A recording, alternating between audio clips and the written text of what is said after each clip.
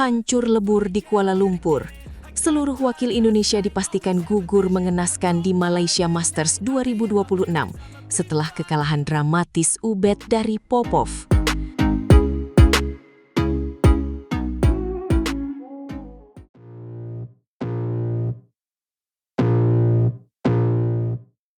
Benar-benar hari yang sangat kelam bagi dunia bulu tangkis tanah air kita, kawan-kawan. Tidak ada satupun wakil yang tersisa untuk bertarung di babak semifinal besok. Wah, ini benar-benar kabar yang sangat menyesakkan dada ya. Padahal kita semua punya harapan besar, terutama pada sosok Mozaki Ubaidillah atau yang akrab kita sapa Ubed. Dia adalah harapan terakhir kita di sektor tunggal putra setelah Jonathan Christie juga tumbang lebih dulu.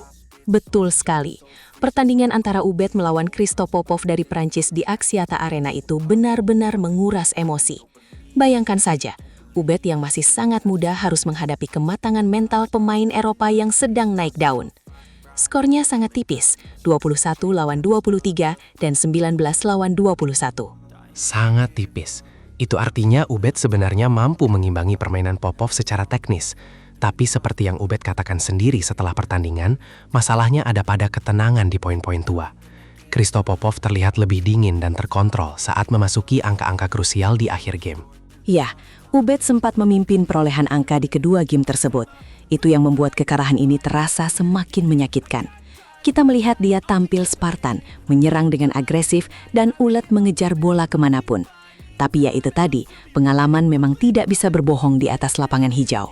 Popov memang punya jam terbang yang lebih tinggi di turnamen-turnamen level tinggi seperti BWF Super 500 ini. Dia tahu kapan harus menekan dan kapan harus bermain aman.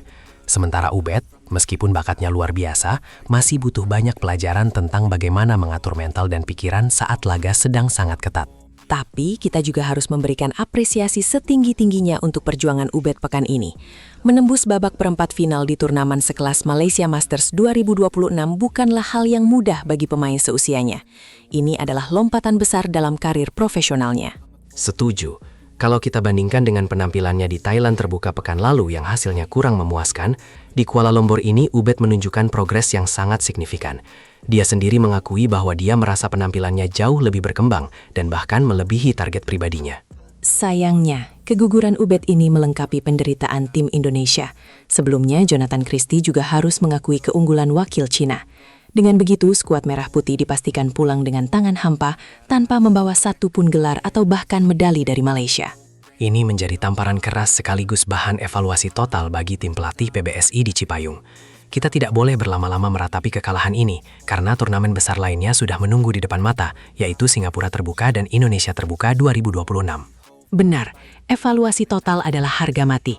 Kita harus membedah apa yang salah dengan persiapan atau strategi para atlet kita, sehingga tidak ada satupun yang bisa menembus 4 besar di Malaysia Masters kali ini. Apakah ini masalah fisik, teknik, atau murni masalah mental bertanding? Sepertinya kombinasi ketiganya ya. Tapi yang paling mencolok memang aspek mental di saat-saat kritis. Kita sering melihat pemain kita unggul jauh tapi kemudian terkejar dan kalah di poin akhir. Kasus Ubed hari ini adalah contoh nyata bagaimana ketenangan bisa mengalahkan agresivitas. Semoga Ubed tidak patah semangat. Dia masih punya masa depan yang sangat panjang. Kekalahan dari Christo Popov ini harus dia jadikan sebagai bahan bakar untuk berlatih lebih keras lagi. Dia sudah tahu rasanya bermain di level elit. Sekarang tinggal bagaimana dia mematangkan mental juaranya. Kita semua mendoakan yang terbaik untuk Ubed dan seluruh tim bulu tangkis Indonesia. Rakyat Indonesia selalu setia mendukung, tapi tentu saja kita juga merindukan prestasi dan lagu Indonesia Raya berkumandang di podium tertinggi turnamen internasional. Tentu saja. Mari kita jadikan kegagalan di Malaysia Masters 2026 ini sebagai titik balik untuk bangkit lebih kuat. Jangan sampai kegagalan ini berlanjut di Indonesia Terbuka nanti, karena bermain di rumah sendiri tekanannya akan jauh lebih besar lagi. Betul sekali. Bermain di hadapan publik sendiri di Istora pasti akan sangat emosional. Semoga para atlet kita bisa menyerap energi positif dari dukungan supporter dan mengubahnya menjadi performa yang luar biasa di lapangan nanti. Baiklah kawan-kawan, itulah laporan pahit dari Kuala Lumpur hari ini. Indonesia tanpa wakil di semifinal Malaysia Masters 2026. Tetap dukung pahlawan olahraga kita, apapun hasilnya, karena proses menuju puncak memang tidak pernah instan. Terima kasih sudah menyimak diskusi kita kali ini. Jangan lupa untuk terus mengikuti perkembangan berita bulu tangkis terbaru hanya di sini.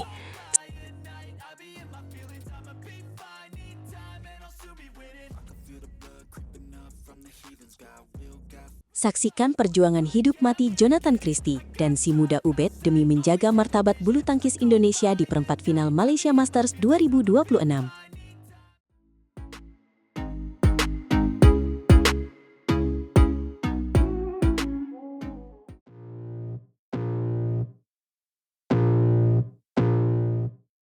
Benar-benar luar biasa ya antusiasme di Axiata Arena hari ini.